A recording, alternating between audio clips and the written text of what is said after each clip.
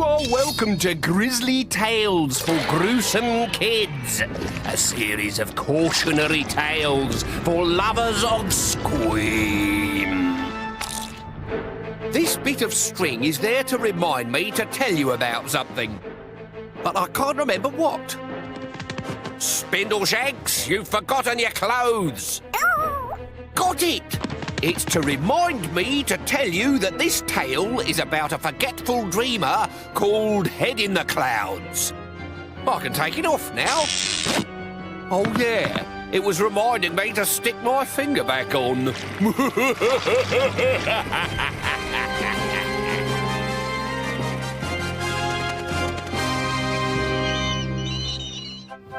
Once upon a time, there was a boy who wandered around with his head in the clouds. His parents called him Butterfly Brain, but we shall call him Brian. Brian was an accident-prone dreamer who could lose anything. Oh, where did they go? At breakfast one day, his mother said, "Brian, who had the last bath last night?" Remind me, a bath's that thing with glass in, isn't it? Yeah. No, that's a window. Do you remember the flood in the hall then? I remember wet feet. I wish you'd concentrate, Brian. One day you'll lose your head and not notice. You left the taps on, explained his father. Does any of this ring a bell? How many layers of biscuit does it take to make an ice cream wafer? Why? Because if a magic carpet was made out of wafer, how many times would it go round the world before it disintegrated? Time for school. Does that mean me? Of course it does. Ready? Cried Brian. But he didn't have his trousers on. Later, on his way home from school, his head full of Formula One snail racing, Brian turned right instead of left. And when he stopped, he was lost. Two red kites wheeled against the sky. Brian closed his eyes and imagined that he was flying too. The clouds brushed past his face like puffballs as he slid down the hill, when suddenly a freak gust of wind stopped Brian dead and flipped him backwards up the slope. He tried to stand up, but a crosswind struck him with a left jab. With a sharp crack, Brian's head snapped off and was blown across the valley towards the wood. Poor Brian! He could feel his feet on the ground and knew where his body was, but his eyes and ears were swirling through clouds. He could see his own headless body standing on the hilltop. And then it was gone. Brian had lost his head. His mother had said he would. If he'd gone straight home after school, none of this would have happened. "Over here!" shouted Brian's mouth. But Brian's body didn't have ears to hear. It was stumbling down the hill swinging a big stick. Brian's eyes saw what was going to happen. "Look out!" yelled Brian's mouth as Brian's nose caught a full-blooded whack on the tip. Fortunately, Brian's body felt the pain and was able to bend down and pick up its own head. "Now," said Brian's mouth to Brian's arms, "pop the head back on and we can all go home." But Brian's head wouldn't stick to Brian's neck. "We need help," said Brian's mouth.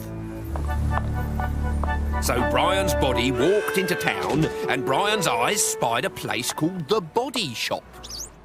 Body repairs at reasonable prices. "What happened to you?" said the mechanic. "I lost my head," said Brian's mouth, "and now it's making my arms ache."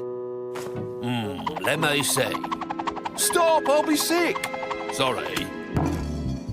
"Can you sew me back on?" "I could try, but there's something wrong inside. Mind if I take a look?" Good heavens, I've never seen that before. What? Your head is full of clouds. Look. Then my parents were wrong. I don't walk around with my head in the clouds at all. I walk around with clouds in my head. Does that mean I don't have a brain? It's hard to see. Are you forgetful? Brian forgot that he was on the counter and nodded his head. Ow! I'll give the head a good clean out. Glue the bottom and you can have it back in an hour. Now, whatever you do, don't lose this ticket. It tells me which head is yours. And the silver key opens a very special box.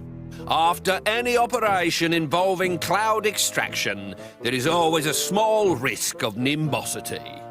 The head must be packed in cotton wool, sealed in a metal box to protect it from cumulus vaporization, and kept in the dark until the eyes open. And if the box is unlocked before the eyes open, you will die. Lose that key and your head will be locked in the box forever.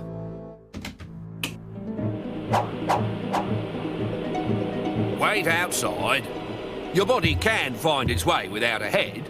Of course it can, said Brian's mouth, as Brian's eyes watched Brian's body crack Brian's neck on the wall.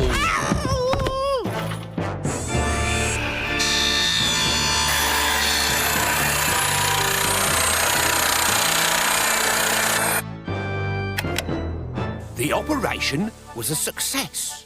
The clouds were blown away and a tiny brain was discovered underneath. The mechanic asked for Brian's ticket. What ticket? Replied Brian's muffled voice. His head was packed in cotton wool inside the box. The ticket that tells me the head inside this box is yours. Don't you recognise me? I'm the boy with no head. I was in here a few minutes ago. How am I supposed to recognise you without a head? But you've got it. Open the box. Look at my mouth. That's me talking. I told you nobody can open the box until the eyes are open. From inside the box came the sound of gentle sobbing. Oh, all right, said the mechanic. Just this once. You can take it home.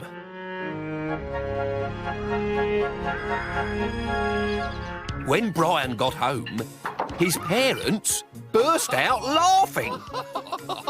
Good trick. Have you hidden your head inside the collar of your shirt? No, I've lost it. Lost it? You always said I would if I didn't concentrate. That was a joke, Brian. Where is it really? In this box. Well, get it out and we'll stick it back on. But I can't. The mechanic said I have to wait until... Just then, his eyes opened. His eyelashes rose on a cotton wool world.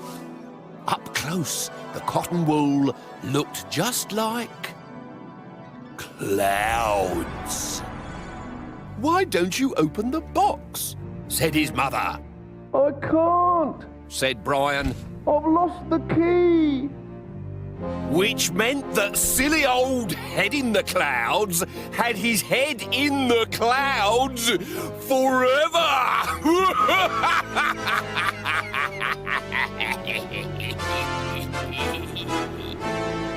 If Brian's head had been screwed on right, he'd never have lost it.